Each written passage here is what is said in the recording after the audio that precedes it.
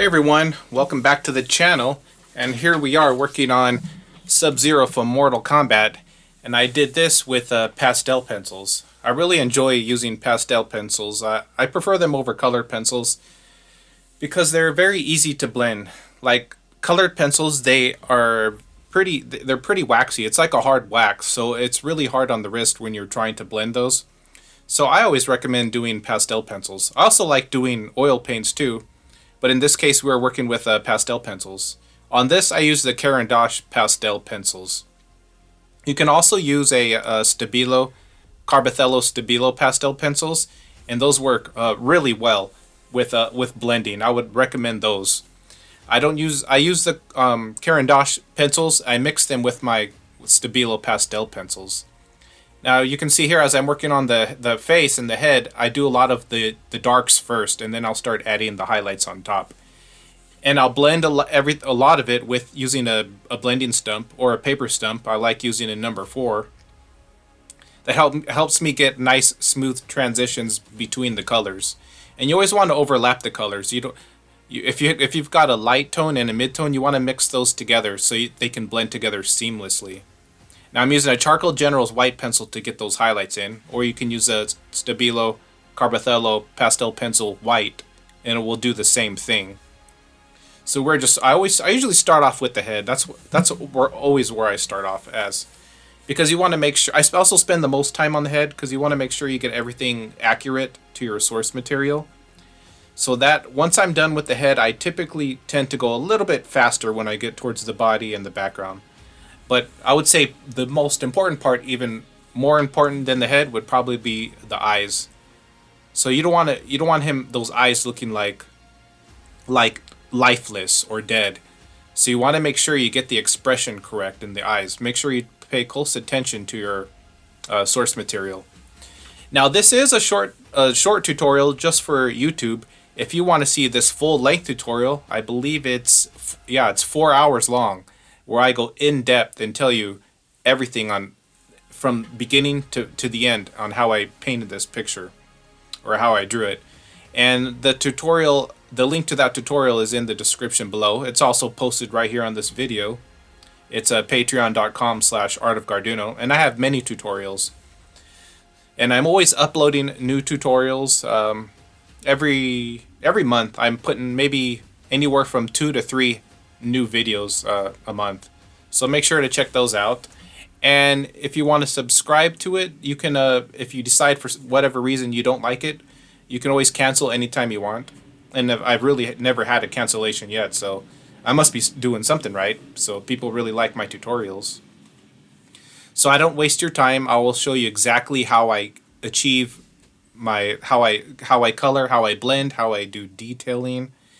And one of the most important things is I will teach you how to get perfect proportions. You don't have to worry about trying to get everything nice and perfect. I mean, making all kinds of mistakes, because I've got an easy way for you to get these proportions correctly. So this Subzero, I was able to draw with my pencils in 1 hour, and it was done. So I was already coloring the same day. Now, if you were to freehand this, what I mean is not using anything to help you get these proportions correctly, it would take you a day or two. So check out my tutorials and I'll show you exactly how I did it. And this is how I do all of my portraits. You can have this the foundation, the pencils done in 1 hour, and you're ready to start painting. And in some cases, if you're just doing a portrait by itself, you can have it done in 10-15 minutes. So check out my Patreon and I will show you exactly how that's done. So as we're getting back to working on Subzero himself, as you can see, I did lay down some of the line work first in the black pastel pencil, then I'll go over it with the blue. Now it's okay if I smear out some of those blacks, because I can just go over it again. I like to get those in so I have a guide to what I'm doing next. And typically, well, with pastel pencils you can work light to dark, or you can work dark to light, or you can start off with the midtones. It's whatever you prefer.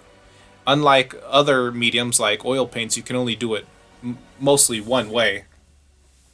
So here I am just working on his shoulder pauldron, and I'm using about 4 or 5 different shades of blue. I've got a dark blue. Oh, I've also used a little purple in there too. I forgot about that. So it's about 5 or 6 shades. Now I use black, I use white, I use dark blue, I use a medium blue, then I use a lighter blue, then I'll use an even lighter blue, and then of course to get those brightest highlights I'll use white. So I blend all of these together, these gradients together seamlessly so you can get nice smooth transitions. And after I get everything nice and blended, I'll start going in with the detail work, like you see right there. You see how I blocked in that entire shoulder, and then I'll start going in with a sharper pencil to get in some of the texturing and the detail work. So now we're gonna get over onto his chest piece, and I'm working a lot of those blacks in first, because I like putting in those blacks as a guide, so it shows me where I'm going. And then I'll just fill in the areas around all those blacks, as you can see, and then I'll use my blues and just start blending everything together. And just work one area at a time. You don't need to do the entire area at once. I know a lot of people like blocking in the whole thing. Me, I like to take my time and do each section at a time. There's no need to rush this. Make sure you're looking at your reference photo. And just going in and adding details. I'm just rotating between my lights and my darks and my blacks. And here I am working a lot of the dark colors first, of course the blacks and the dark blues. Now this drawing, I'm using all cool colors because we know Subzero his power is using ice and cold. So it was a pretty simple palette that I used on this one. I didn't have to use too many colors on him, so that was pretty cool. And I'm going around his fingers. He's holding the sword, as you can see, towards the bottom. And just doing adding some light blues, brightening up some parts. Adding some dark colors around inside where his arm is, under his shoulder. Working a little bit more on his shoulder armor. And I'm adding some little smoke effects coming off of the sword, because his sword is cold, so we got to add the smoke coming off of it. Or the condensation, whatever you want to call it. So I did do it in all dark blues, and then I started adding the lighter blues on top. You see, since I started with the dark blues, it's easy to lay the lighter colors right on top of that. So I also use new pastel Prismacolor pastel sticks. I only use those sometimes. I mainly just use the black, because the black, you could get real deep dark blacks, and it's blacker than any pastel pencils. So I like using that for my deepest blacks. If I want to make blue darker, then I'll just add some of pastel pencil black, and then I'll add blue on top of that and mix it together. So if there's color, when I need to make a dark color, I just use black. I mix black with it. Because sometimes the pencils aren't dark enough, so you need to add some black to make it a little bit darker. So here I am working around his arm. I'm getting back to his shoulder pauldron. And I'm doing this area first because I'm going to do the sword. He's got the sword on top of it. So of course you want to work behind it first. Doing some little detail work with my Stabilo Pastel Pencil. Nice sharp tip so I can do those details right on top of the areas that are already blocked in. And I'm blending those in, of course, with my blending stump. I like using a number 4 blending stump. That's my go-to size. And it works really well for me. Of course, adding a little purples here and there, just to give it a little more variety, make it more dynamic, some more dynamic coloring. And you can see right there where I'm adding some details on top of the areas that are already blocked in. So if you've got all these little detail work like this, make sure you block in the whole area first, and then you can just go right on top of it. That's why I like pastel pencils, because they're very forgiving. If you make mistakes, you can fix those mistakes pretty easily. You can rework. Now, if you're using colored pencils, it's really hard to rework. Now, I don't have anything against colored pencils. I just like using pastel pencils more. Now, if you prefer colored pencils, that's fine, because a lot of the stuff that I teach, the foundation of it, you can also apply towards colored pencils or oil paints or acrylic paints. So basically, the foundations that I teach can be applied to many other mediums. But my preferred medium is oil paints and pastel pencils. Those are my favorite. So now we got onto the background, and with the background I used some pan pastel so I can cover large areas at once. And I used a pan pastel oval sponge so that I could blend all these large areas. Right there I was just using a stencil to get some of the snowflakes in. and I'm blending those out with my finger.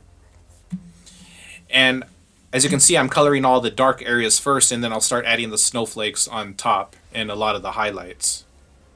You know, like I said, if you want to learn how to paint like this, I do teach on my Patreon channel, and I have different levels for you to select from. I always recommend the middle or the last level. I've got 3 levels, so either level 2 or 3 are probably the best. So I'm going to continue working on this and getting this thing finished up and just doing a few more highlights around the sword. And I've got many other tutorials on my YouTube channel if you want to check those out. And I'm going to do a few of those little snowflakes when I about finishing with this piece. Now, if you enjoyed this content, please like, subscribe, and comment, of course, for the algorithm. I know you hear that all the time, but it really helps the channel. And there's the finished product. And thanks again for watching, and we'll see you in the next video.